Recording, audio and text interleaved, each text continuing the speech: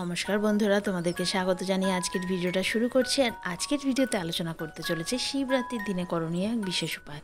যারা শনির সাড়েসাতি নিয়ে ভয় পাচ্ছ বা শনির সাড়েসাতি ছাড়াও যারা শনি দেবের অবস্থানগত কারণে অর্থাৎ জন্মছকে অবস্থানের কারণে বিভিন্ন লাইফে স্ট্রাগল পাচ্ছ, তারা এই উপায়টি অবশ্যই করবে। শনির সাড়েসাতি যে শনির ধাইয়া বলো যাই বলো, তাতে কিন্তু অবশ্যই তোমরা অনেকটাই উপকার পাবে। এই উপায়টি করার জন্য শিবরাত্রির দিন যে কোনো সময় একটি পাত্রে কিছুটা আটা এবং চিনি একবারে মেখে নিয়ে সেই মিশ্রণটি থেকে 108টা গুলি তৈরি করবে, মানে মাছকে খাওয়ানো যাবে সেই রকম ছোটো ছোটো গুলি পাকাবে। এবার সেই 108টা গুলি যে কোনো নদী, পুকুর, যে কোনো জলাশয় যেখানে মাছ রয়েছে সেখানে গিয়ে এক একটা গুলি পুকুরে ফেলবে আর মনে মনে ওম নমঃ শিবায় মন্ত্রটি জপ করবে। মানে এইভাবে করে 108 বার ওম নমঃ শিবায় মন্ত্র জপ করলে আর 108টা গুলি তুমি পুকুরে বা নদীতে দিলে।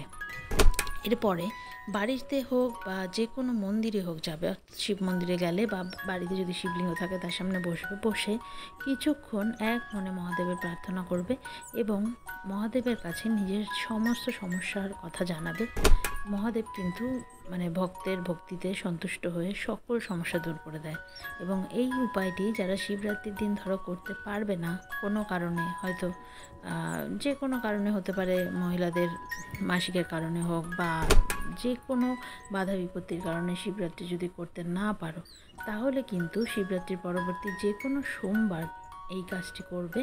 এবং সেই শিবরাত্রি থেকে যারা করছো তারাও পরপর কিন্তু 3টে সোমবার এই কাজ করবে। এবং যারা শিবরাত্রি দিয়ে করছো না, তারপরে যে কোনো সোমবার থেকে করছো, তারাও কিন্তু 3টে সোমবার পরপর এই কাজটি করবে। এতে করে কিন্তু জীবন থেকে দেখবে সেই যে সমস্যায় জর্জরিত ছিলে, শনিদেবের যে অবস্থানগত কারণে তোমাদের লাইফে যে স্ট্রাগল আসছিল সেগুলো কিন্তু রিমুভ হবে। এবং এই উপায়টি মন দিয়ে করতে পারলে জীবনের সকল হতাশাই কিন্তু দূর হবে।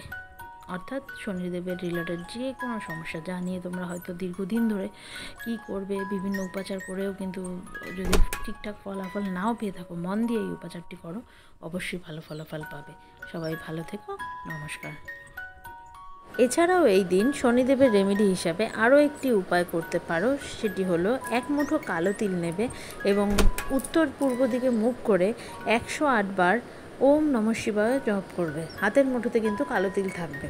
তারপরে সেই তিলটি শিবলিঙ্গে অর্পণ করতে হবে। অবশ্যই কোনো মন্দিরে গিয়ে করবে, অর্থাৎ বাড়িতে যদি শিবলিঙ্গ থাকেও তাও কোনো মন্দিরে গিয়ে কিন্তু এই উপাচারটি করবে। এবং কালো তিল অর্পণ করার পর আর পেছন ফিরে কিন্তু দেখবে না, শিবলিঙ্গে কালো তিল অর্পণ করে জাস্ট বেরিয়ে চলে আসবে। তৃতীয় উপায়টি হলো এই দিন কোনো হনুমান মন্দিরে যাবে এবং সেই মন্দিরে গিয়ে হনুমানজির সামনে দাঁড়িয়ে 11 বার হনুমান চালিসা পাঠ করবে। এরপর হনুমানজির কাছে নিজের সমস্ত বিপদ আপদ এবং শনিদেবের অবস্থানজনিত কারণে যে সমস্যা তোমাদের হচ্ছে সেই সকল সমস্যার হাত থেকে মুক্তি প্রার্থনা করতে হবে। এবং এই মানে নিজস্ব মন থেকে যে বলে না যে প্রার্থনা করা, সেইভাবে মন থেকে এই প্রার্থনাটা করে আসবে। যে কোনো একদিনেই কিন্তু কাজ হয়ে যাবে এবং খুব ভালো ফলাফল পাবে। শিবরাত্রির দিন কিন্তু অবশ্যই এই উপাচারগুলি করো এবং শনিদেব রিলেটেড যে কোনো সমস্যার থেকে কিন্তু সহজেই মুক্তি পাবে।